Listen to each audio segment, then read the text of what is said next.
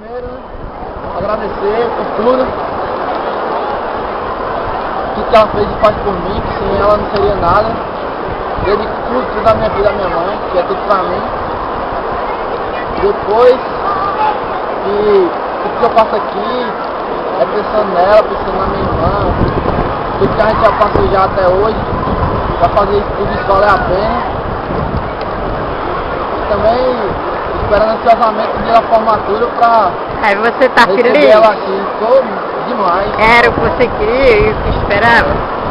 Isso aí. A única dificuldade que eu senti que é essa, a distância da minha mãe, da minha irmã, família. Fora isso, era o que eu esperava.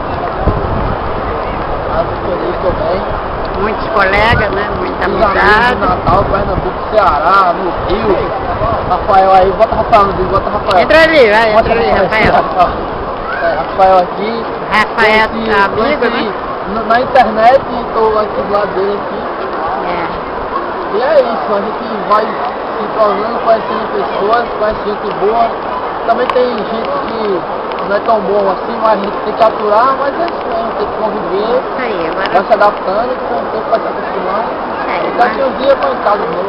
manda beijo pra ele. Um beijão, te amo muito. E Pra- a senhora é tudo na minha vida. Isso aí. E vai esperar pra formatura, né? É, espero ela uma formatura, com certeza. Isso aí. Estará aí. Tá bom. Vou mandar a fala pra me falar. A formatura de vocês deve ser muito bonita, né? É legal. Bom. E eu vou poder entrar em contato com Procurando vocês.